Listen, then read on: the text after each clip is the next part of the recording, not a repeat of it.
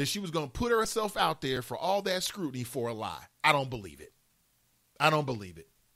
I think she's got too much integrity for that. She wasn't making that up. He put a pubic hair on a Coke can. Come on. What kind of educated, serious-minded, intelligent, introverted sister is going to do something like that and lie about it? I don't believe it. But anyway, Justice Clarence Thomas, who, by the way, back in the day, he was like with the Black Panthers when he was in college. He was radical. You know what happened to Clarence Thomas? Just a sidebar. And I know this because I believe I still have his autobiography, or maybe it was a biography. I think it was an autobiography that he wrote himself about his life.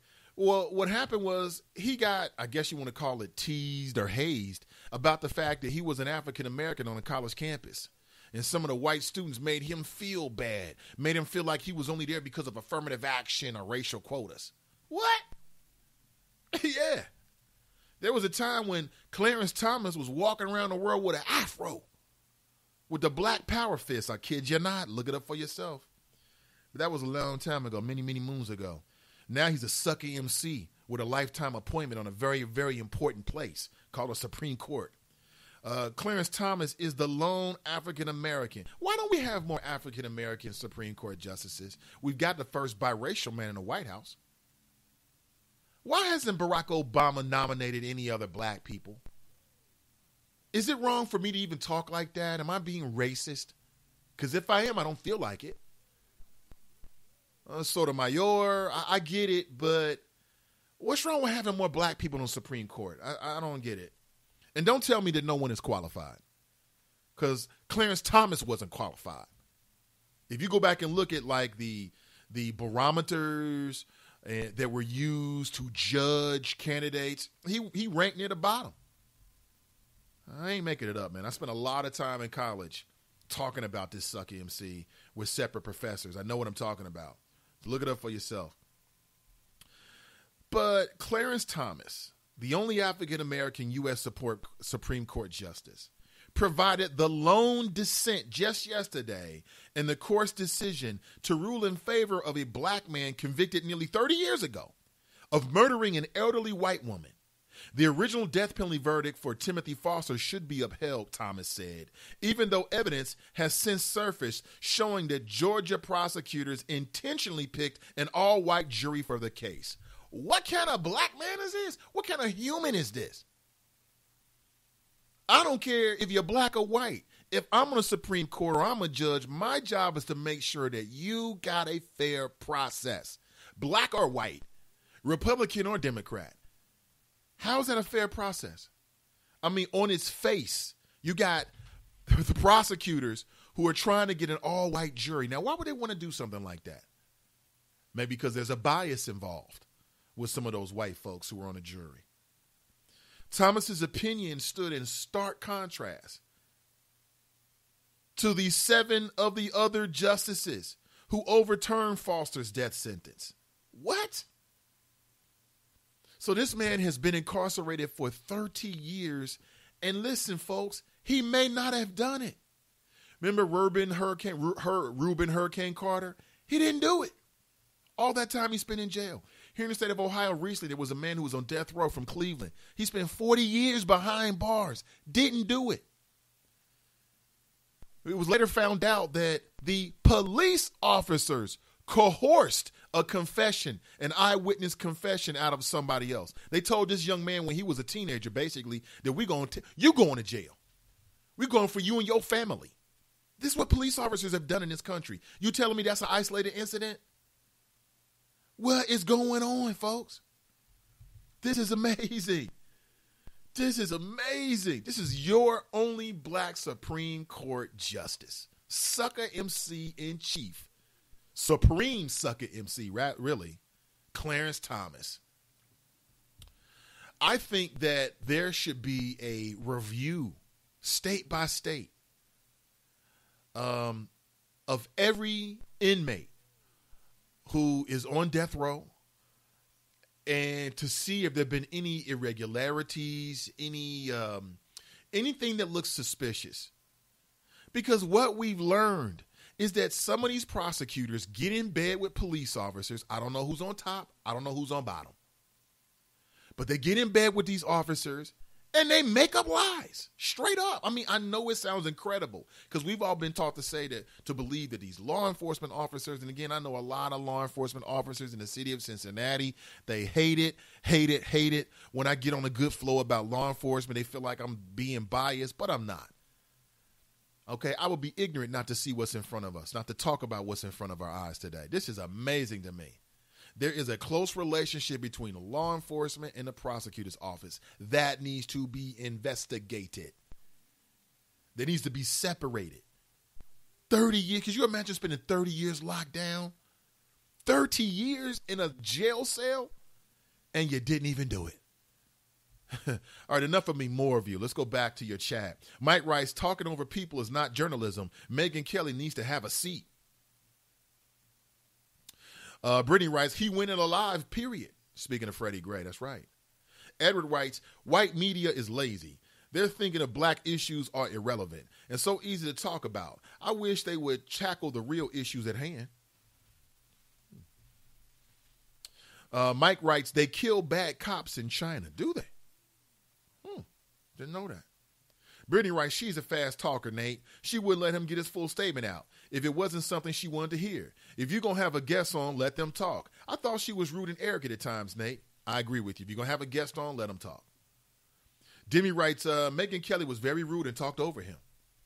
Brittany writes, the cops need to be held accountable for bad decisions, Nate. I agree with you 100%. Why should they get a pass? Woody writes, did the brother kill himself? Who was he with? Pat writes, thanks for your thoughts, Nate. Absolutely. Charles writes, Megyn Kelly is terrible. Cops should be held to the same standards as ordinary citizens. Ordinary citizens go to jail every day for making bad decisions. Absolutely. You get tickets every day for making small bad decisions every single day.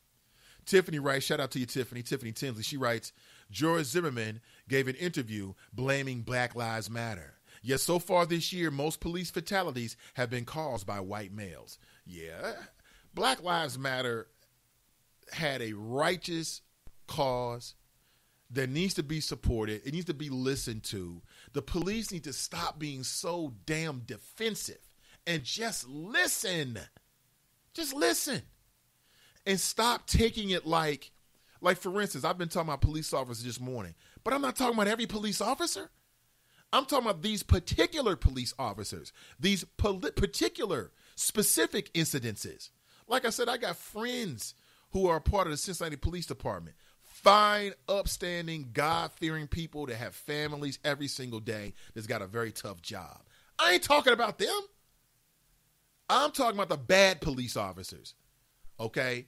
And people need to separate that. Law enforcement needs to stop being so damn defensive and just listen. It's like being in a relationship with somebody and you're trying to tell them something for their own benefit and you really mean it.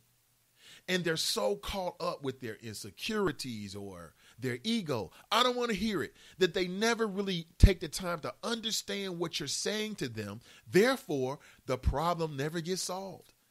It never gets solved. It ain't Black Lives Matter's fault. You think these folks want to be out here in the streets? No, maybe a few of them do. They ain't got nothing better to do. These folks would rather be doing something else.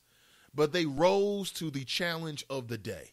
They rose to challenge the system because of things that are happening. Nothing more than that. It's nothing more than that.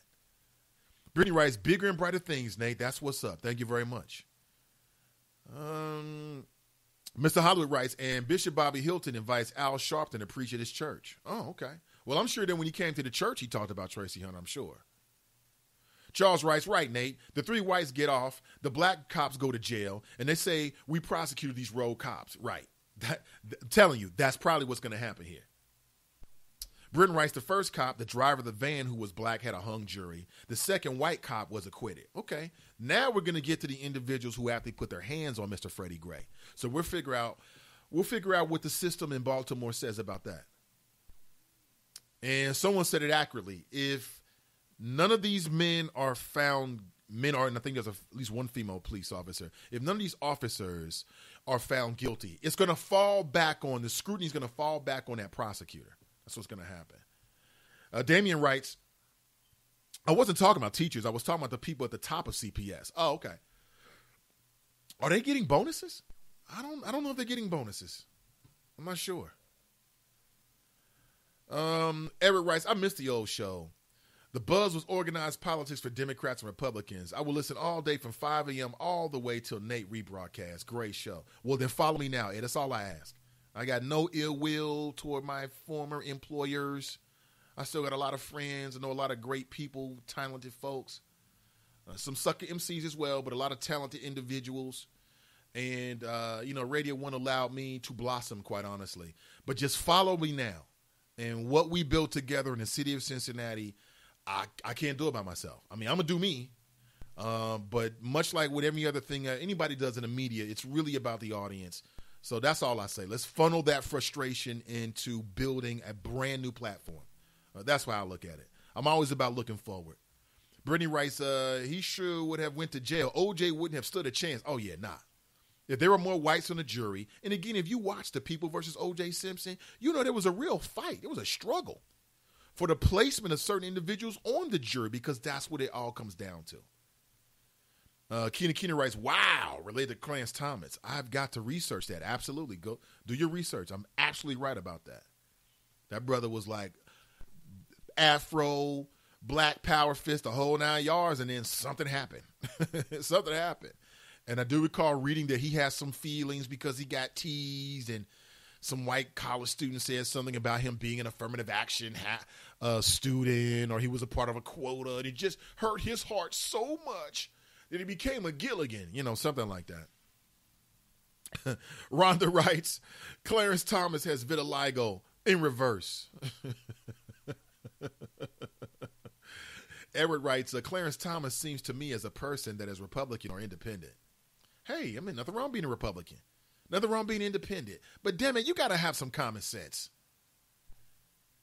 And it's almost like Clarence Thomas is out there trying to show that, he doesn't have to go along with what black people think. Like that's his whole purpose in life, to be the extraordinarily different Negro on the bench or something like that. I don't know what his deal is, okay? I'm just spitballing here.